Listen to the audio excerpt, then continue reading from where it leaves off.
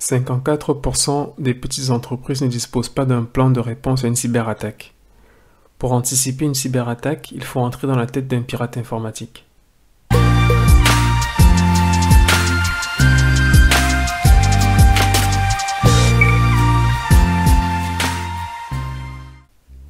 Bienvenue sur la chaîne TechWi. Cette chaîne est dédiée à la technologie en général et à la cybersécurité en particulier.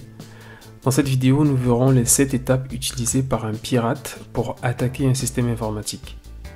La méthode Cyber Kill Chain, développée par la société Lockheed Martin en 2011, présente un modèle qui résume les étapes d'une intrusion informatique. Cette méthode a ensuite été adoptée par plusieurs organismes pour définir les étapes d'une cyberattaque. La Cyber Kill Chain se résume en 7 étapes. La première, c'est la reconnaissance ou l'identification de la cible. Le but de cette étape est de collecter le maximum d'informations publiques sur la cible. Si la cible est une entreprise par exemple, le pirate va regarder le site web de l'entreprise, les réseaux sociaux, les adresses IP publiques, les partenaires, la localisation géographique, les participants d'une conférence publique, etc. Si la cible est une personne, le pirate va regarder les informations sur votre entourage, amis, famille, votre lieu de travail ou celui de votre entourage, les réseaux sociaux, etc. Par ailleurs, des méthodes de scan et d'écoute ou sniffing peuvent être utilisées. Le scan permet d'identifier la présence ou pas de certaines ressources dans un système informatique, par exemple la présence d'un site web. L'écoute ou sniffing consiste à intercepter et analyser un trafic spécifique. Pendant l'interception, le pirate peut par exemple modifier le contenu d'un paquet avant de le transférer à l'utilisateur concerné.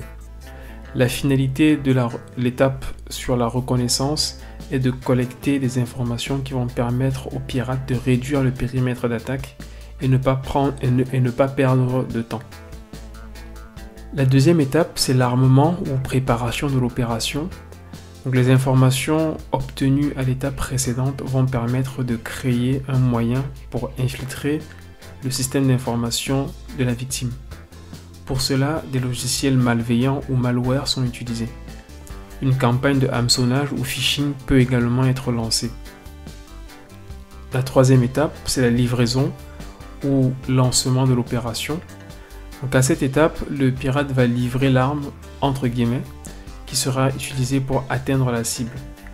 Par exemple, le pirate peut envoyer un email en se faisant passer pour la banque de l'utilisateur. Cet email contient un lien qui redirige vers une page d'authentification factice. Le but est de collecter les vrais paramètres d'authentification afin de les utiliser plus tard.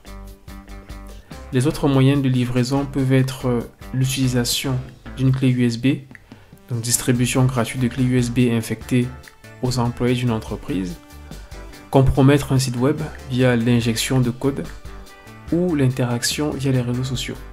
Donc sachez qu'il existe plusieurs méthodes, j'en ai cité quelques-unes uniquement. La quatrième étape, c'est l'exploitation ou l'accès à la cible. L'objectif ici est d'exploiter une vulnérabilité afin d'accéder au système d'information de la victime. Pour cela, plusieurs moyens peuvent être utilisés.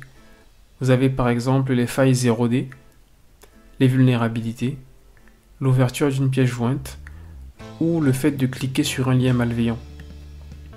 La cinquième étape, c'est l'installation. Cette étape consiste à installer une porte dérobée ou backdoor qui va permettre de maintenir un accès pendant une très longue période sur un système.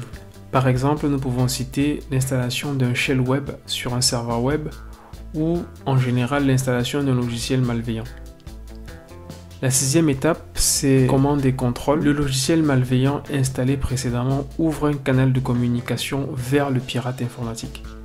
Ce logiciel est alors prêt à exécuter les commandes du pirate. Les canaux de communication généralement utilisés sont basés sur des protocoles web, DNS ou email. Donc, la dernière étape, c'est l'attaque. Le but est d'exécuter l'objectif initial de la cyberattaque.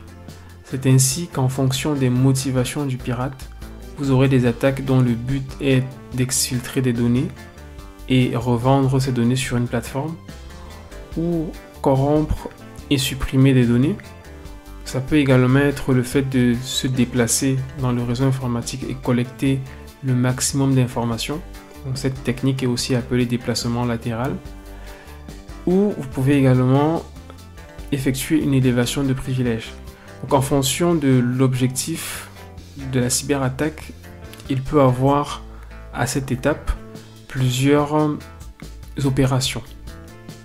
C'est tout pour ce podcast. Merci de m'avoir écouté. Dites-moi dans les commentaires si vous connaissiez ces 7 étapes. À bientôt.